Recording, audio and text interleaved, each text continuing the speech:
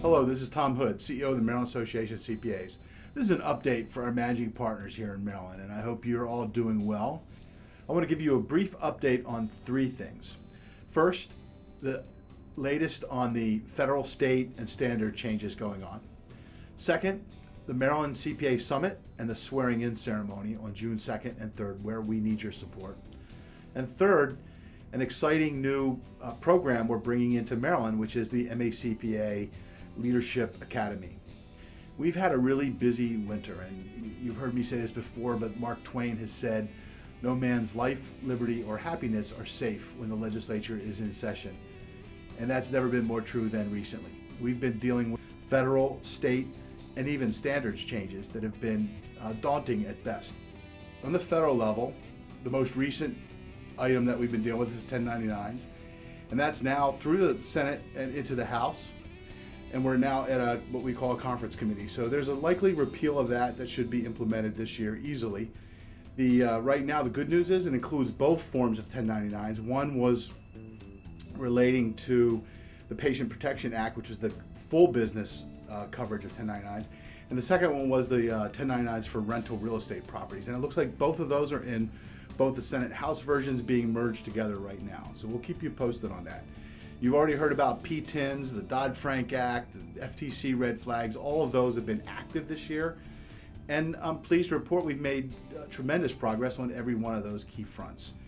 Second is the state. We had an agenda of 5 major items for this year. We're now slightly more than halfway through the 90-day session in Maryland. And we're pleased to report we're major progress on all key areas. First, sales tax on accounting, tax, and consulting services did not come in this year.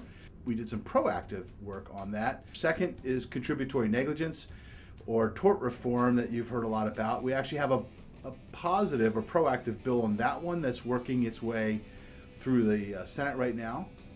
And but the negative one did not show up. So those two were in really good shape on. Third was the 120-150 CPA exam requirements piece.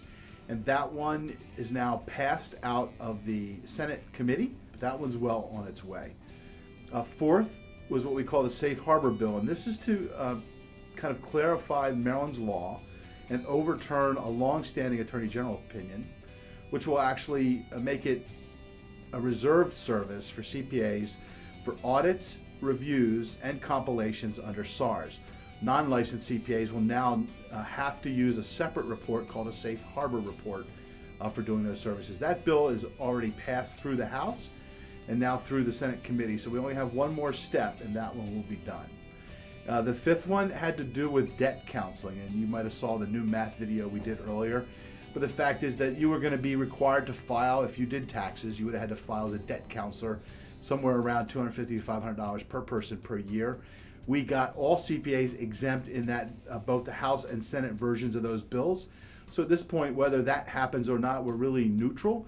But the fact is you're exempt either way. So those 5 major things we think are we're well on our way. And then the other area involves professional standards. And you might have heard about this, but the Blue Ribbon Committee of the Financial Accounting Foundation released its report right around year end. We've had a task force studying that all winter. And by end of March, we will be issuing our white paper, and our board of directors will be taking a position on that. So if you want to weigh in on that, send us an email or give us a call. But we expect to be educating you and talking about how you can either support or oppose that, depending on your opinion, as we move down the road. So that's our legislative regulatory update. The next big one is the Maryland CPA Summit. Now, many of you have been supporting us in that for the last few years. We've actually created a sponsorship for the partners of the profession to help us really bring a big crowd there. Now, why is this important? This is not like sponsoring an expo or a conference at a normal trade event. This is about our profession and making sure our new young CPAs are kind of welcomed into the profession in a appropriate way. But it's also significant from our relationship with the Department of Labor Licensing and Regulation and our State Board of Public Accountancy. Now, every year, almost the entire DLLR team, from the Deputy Secretary down, as well as our State Board of Accountancy, which is represented by 7 CPAs, or 5 and 2 public members. And for them, it's a significant event. So we need you to support that again. So top 30 firms we're asking you to support us at the same level from last year, $2,000 per firm. And that will give you unlimited tickets to attend the swearing-in ceremony and help us make that event a big one.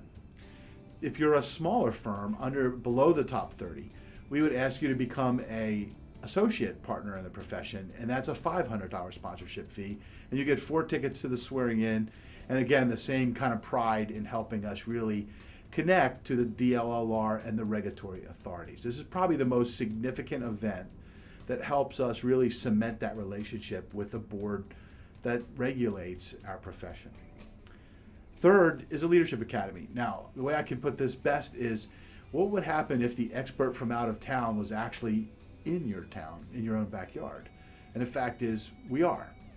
That's the exciting news we have. We're bringing the MACPA Leadership Academy and putting that on in Maryland. We've run 3 classes through there with some amazing results for these young professionals. Now, that comes from Gretchen Pisano and I, under our Business Learning Institute, have actually developed what has become the AICPA Leadership Academy using our I2A leadership formula. We cover 3 major areas: strategic thinking, strength-based leadership, and the ability to engage your network. And those kind of 3 things form the foundation, essentially, of the competencies that we build in this curriculum.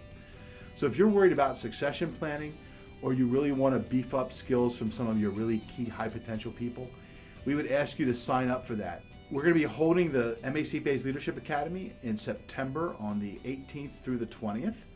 And we'll have a preview event at our Maryland CPA Summit on June the 2nd. So at that event, you could actually send people to learn more about it and actually begin to look at kind of strengths-based leadership and getting to know themselves as leaders a lot better. So those are the kind of big 3 things. We really do need your continued support. We've made great progress and hope that you're doing really well. Thank you.